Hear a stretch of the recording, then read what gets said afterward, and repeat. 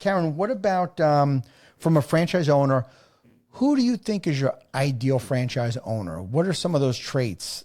That's an interesting question. So definitely someone who's business savvy and eager to learn, someone who can be eager to follow the playbook.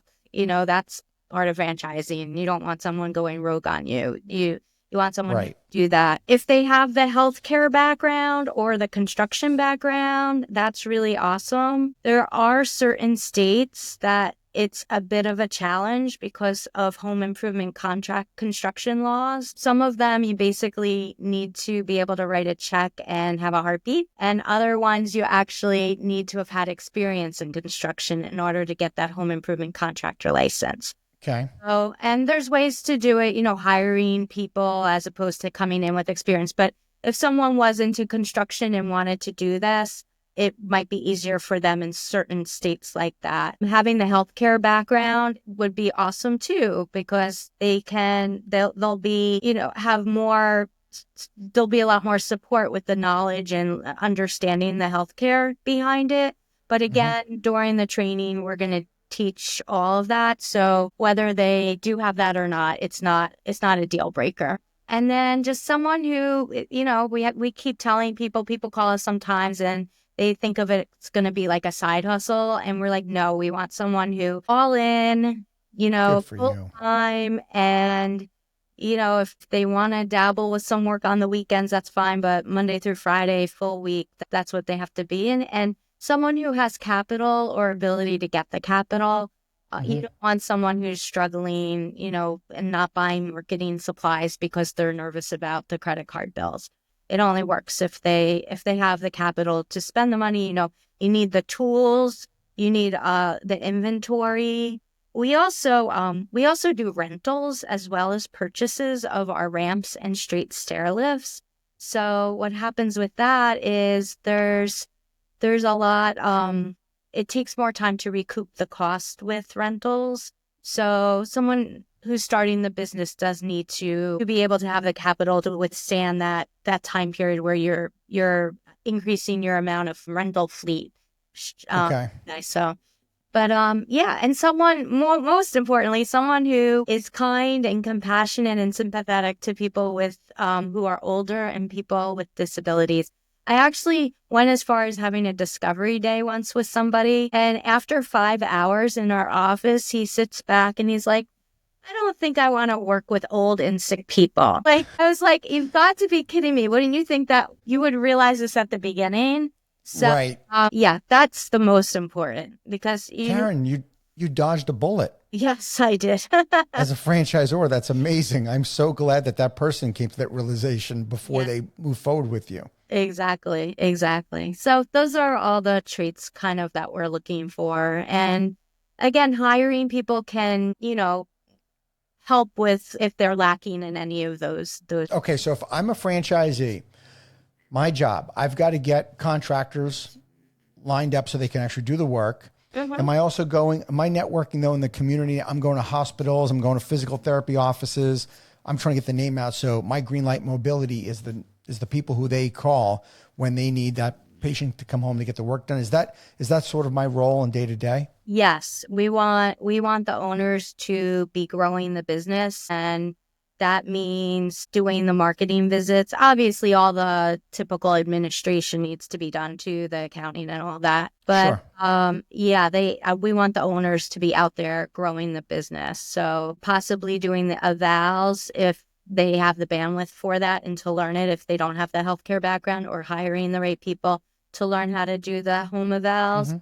But definitely growing the business. Even if the owner is a carpenter who wants to start this kind of business, it's great that they be a carpenter and understand it, but we also don't want the owner just sitting there installing the equipment all day because they need to grow the business. And Absolutely. then it would be great for them to be able to, step in. God forbid, nowadays everyone's getting COVID or whatever, someone's getting Sure. but we really want them growing the business. So yes, doing Smart. marketing. I love the idea of this business. If I was going to do something like this and I would want somebody else to do the home eval, can I bring them to training?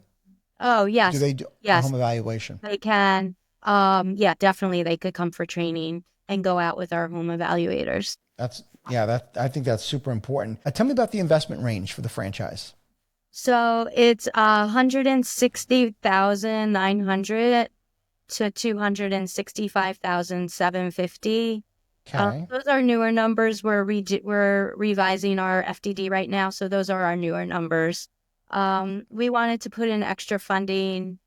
Just supplies are getting higher, more expensive, and Mm-hmm. also we wanted to give the option for more of a showroom type of space if someone wants to, or more of a retail type of space if. Okay. Especially in areas like Florida, not as much Tampa because I was there for a conference recently.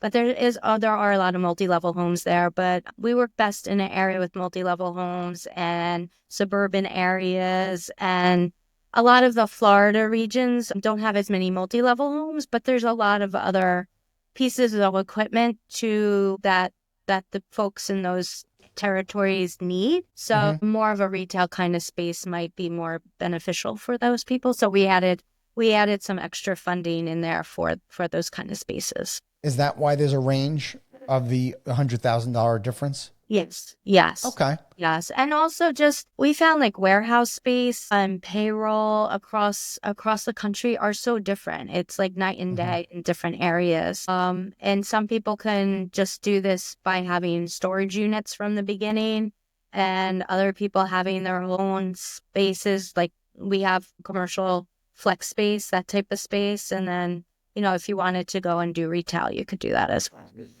Okay. How many employees do you think a franchisee needs, like right out of the gate? Well, they start off basically with a carpenter and themselves. They bring their carpenter for part of the training. They Mm-hmm. actually sit with our installers and along with the franchise owner, and they learn about installing grab bars and they learn about installing ramps and all the products that we use. They also go for training at the stair lift manufacturers. They require training to become certified. Mm-hmm. So they actually go for training with those carpenters as well. So they definitely could just start off with themselves if they are a healthcare professional and a carpenter. But if they're not, then they should probably definitely start with a healthcare professional to also come for training for the home evals. Okay. Is the franchise a territory-based business where I have X number of zip codes or people? How's the territory designed? Yes, it's based on zip codes.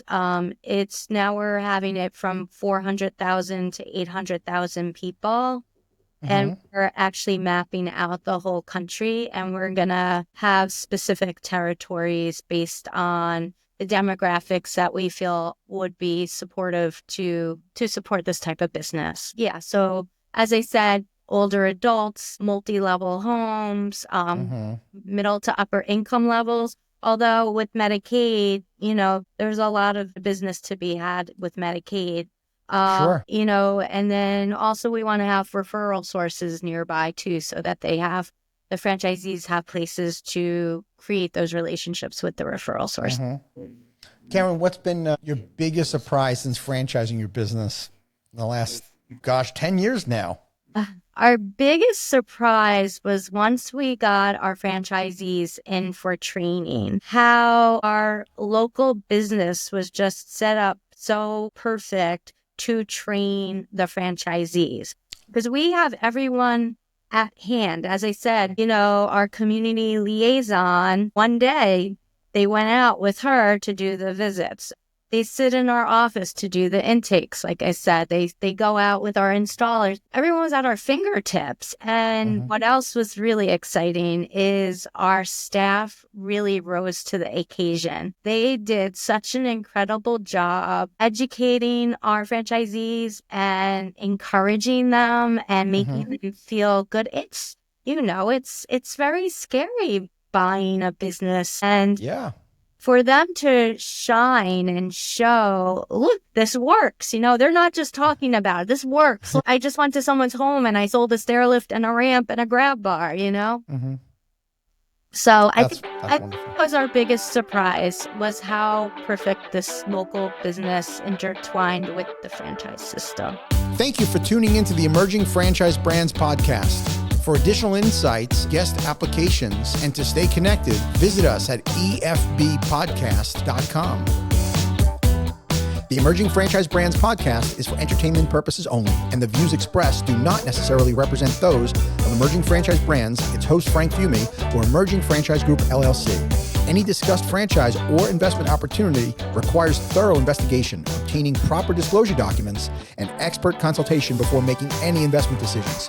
The podcast and its host do not offer professional advice or endorsements, and they hold no responsibility for actions, representations, accuracy, or consequential damages related to the podcast content.